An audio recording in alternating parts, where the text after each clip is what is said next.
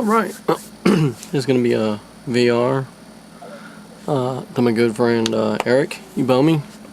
You want to know what kind of modifications you do to guns, what have you done, what do you always do. Well, some of the things I always do, most of these striker fire semi-automatics always come with a black coated barrel. That's the first thing I always do. The barrel gets polished and the guide rod gets polished. You know, just a little bling in the black. Now with these, I also polish the what was that? The firing retain. I can't remember the firing pin retainer plate at the back there. Other than that, an XDM is so good. I have no intention to do anything else to it except maybe color it up a little bit. Yeah, like I'm kind of working on there. That's all I need. It's an XDM. They're just badass. Did the same thing to my M&P. Polished the barrel. Guide rod. It's just such a good pistol. I don't really do much else. I'll also do the coloring the letters. That's about it. Normally I don't do too much 22s, but I was planning on getting a suppressor some years ago, and that got put on the back burner, blah blah blah. And I had this threaded before they came out with the threaded 2245s. Other than that, I really haven't done nothing to that one. Things I always do: revolver. Some of these come with those crappy Hogue grips. No, revolver usually gets a wood grip, especially if it's a classy type, you know, like that. This had picked it up. It had some Pachmayr gripper grips on it. Yeah, those had to go. I had to have these wood grips. Just gotta have wood grips on it. This had those crappy Hogue grips I was talking about. I put one of the Jerry Michalek grips on it. Other than that, I don't really do much to Smith & Wesson revolvers. Now the Taurus, excuse me, the Ruger. One thing I did to this was I put a set of the VZ grips on it. Other than that, this gun shoots so well, it doesn't need anything. Now the Taurus shot nice and all that, but I wanted to put the speed shoot on there, but I didn't want to do one of those where it did the screw. I want the clipped around the screw. I wanted to have it mount into the mainspring housing. So I started off with just changing out the mainspring housing. I was figuring, well, I'm already going to be doing that. Might as well put a brand new mainspring in it. Okay, while I was doing that, I don't know if it was me or the sear spring was bad. I broke there's a little notch piece that locks in. So ordered the sear, I had to get a new sear spring, yada yada yada. While I was at it, I figured got a new sear, combat hammer, and recoil spring. So basically, oh, and I threw that on there for looks.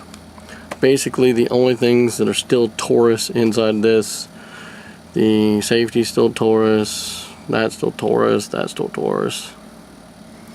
But all the internals, the trigger, sear spring, sear, hammer, recoil spring, mainspring, sear spring, are all Wilson Combat. Oh, but I did all the work except for putting in the sear and the hammer. I let the gunsmith do that, and while he did it, he dropped this down to a very, very nice 3-pound trigger. So that's kind of what I do to pistols. Alright, now to rifles. I don't usually do too much to shotguns, but to my Mossberg, if anybody's bought a 500 pistol grip, they usually come with a hard, uncomfortable grip.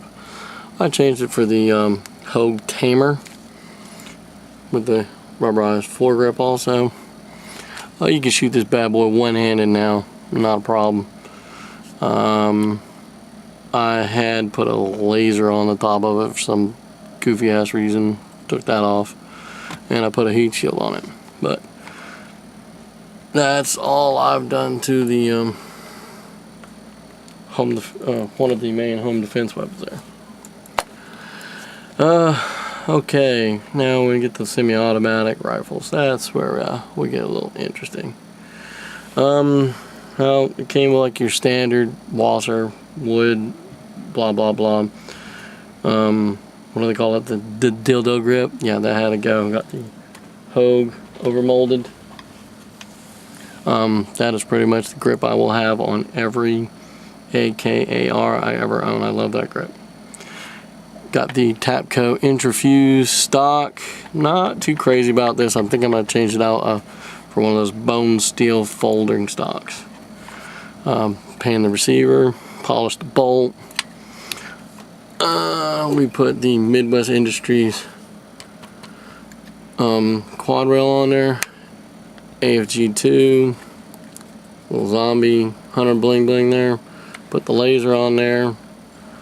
And we've got the Tapco razor, which I polished also. That's the AK. That's the small one. Now, the AR, being known as the big boy's Lego block, we've done quite a bit to this.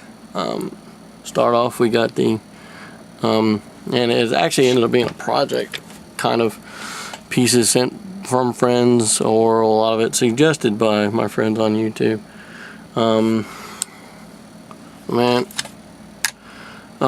St. Louis Ray Edwards had gotten one of these Troy Alpha for his AR, and I'd actually wanted the Midwest Industries SS Gen 2. I saw his and I just, gotta have that. So we went with that in a 13.5-inch configuration. Put our 223 Second Amendment rails on there, and the little zombie in the crosshairs. We got the CQD sling there. I still have to get the back part. OD Green AFG 2. My friend Eric had gotten one of these for the contest gun, and he raved so much about it, I had to have the Vortex Strike Fire. It's been just a great red dot. I'd also been looking for the Troy Industries ambidextrous bolt release for quite a while. He found one of those and sent it to me. Not to mention, I got the